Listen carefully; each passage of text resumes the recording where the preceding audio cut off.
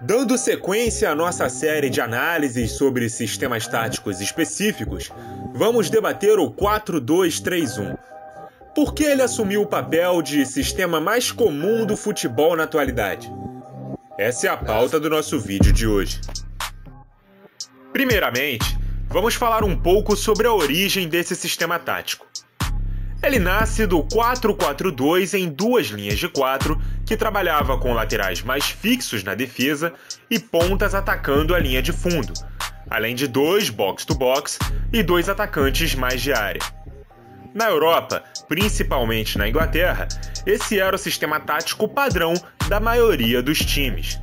E como tudo que vem para ser diferente no futebol, a lógica por trás do surgimento do 4-2-3-1 se devia à tentativa de ter uma vantagem sobre o adversário.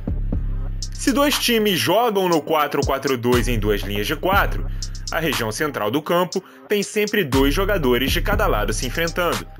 Logo, a movimentação de um dos atacantes por trás do outro criaria uma superioridade numérica com um homem flutuando entre as linhas de defesa do adversário.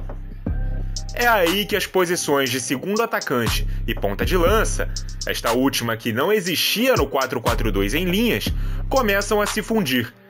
Porque com a bola, ele passaria a jogar por trás de um 9 e não mais ao lado dele. Porém, sem a posse, ele continuaria preservado junto ao atacante mais avançado.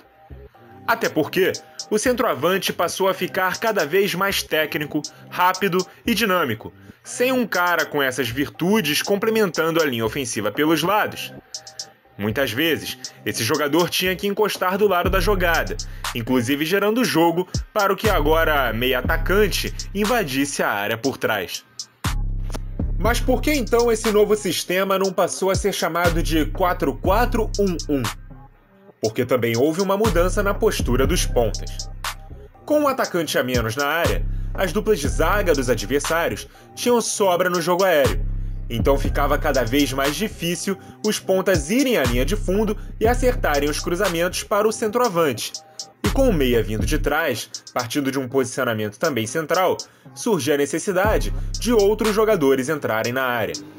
Desta forma, os pontas, que tinham como função somente irem até o fundo para cruzar, passaram a atacar a área em diagonal. Num primeiro momento, aproveitando no segundo pau os cruzamentos que vinham do lado oposto com o outro ponta.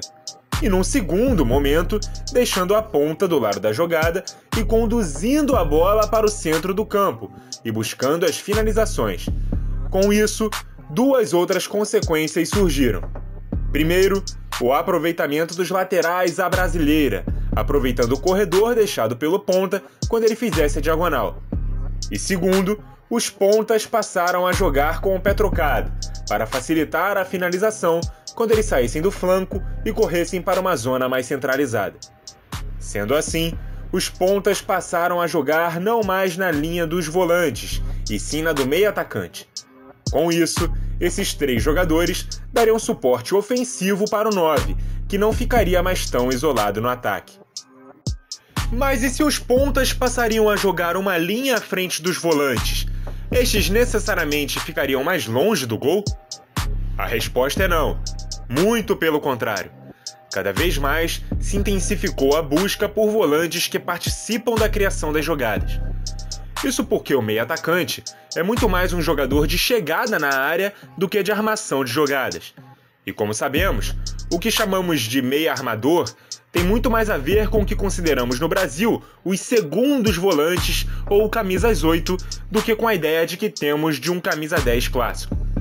Sendo assim, quando o meia entra na área, quem se aproxima dela para fazer a bola chegar nos homens mais avançados, pegar rebotes ou eventualmente aparecer na área como homem surpresa são os volantes. Por isso, os box-to-box se adaptaram tão bem ao 4-2-3-1 moderno. E cada vez mais dizemos que os volantes que só desarmam estão perdendo espaço no futebol. Até porque o europeu, diferentemente do brasileiro, não designava seus volantes a simples função de cobrir os avanços dos laterais. Como os laterais que atacavam foram inseridos aos poucos no futebol europeu, eles sabiam que para o equilíbrio defensivo, o avanço não deveria ser simultâneo, e sim alternado. Quando um subia, o outro ficava na primeira linha. Como por aqui a cultura de se ter um primeiro e um segundo volante é bem específica, os dois laterais normalmente sobem ao mesmo tempo, mas só um volante se aproxima do ataque. O outro fica fazendo a proteção dos zagueiros. E essas diferenças de características das funções de cada posição não são meramente culturais, mas também estratégicas. Um time pode jogar no 4-2-3-1 e manter laterais contidos e pontas que atacam mais a linha de fundo do que a área. Ou recuar um volante entre os zagueiros e aproximar os laterais do meio, variando o sistema para um 3-4-3 com losango de meio. Usar um meia na ponta para que ele auxilie o 10 por dentro e dê mais liberdade para que o lateral do seu lado ataque, enquanto do outro lado, um ponta clássico da amplitude e um lateral mais contido permaneça na defesa. Entre infinitas variações que dependem do material humano que se tem em mãos e das ideias do treinador. Mas respondendo à pergunta que usamos na abertura do vídeo, por que o 4-2-3-1 assumiu o papel de sistema tático mais comum do futebol atualmente? Bom, como dissemos, o 4-2-3-1 surge numa época em que o 4-4-2 era o sistema da moda, justamente para ter vantagem sobre ele.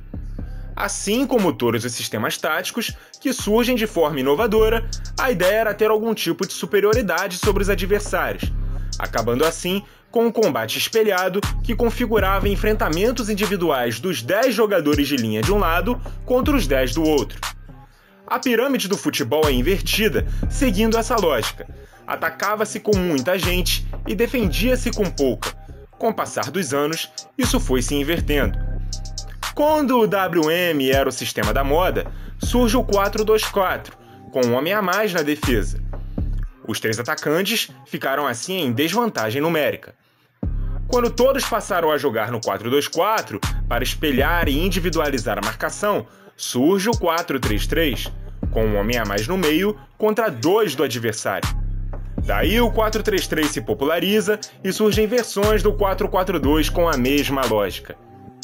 Com o desaparecimento do terceiro atacante, já não era mais necessário ter 4 jogadores na defesa, e voltam os sistemas com 3 zagueiros, já que um homem a mais na zaga já era o suficiente para ter vantagem contra 2 atacantes, fora o 5 contra 4 no meio-campo com a utilização de alas, e por aí vai.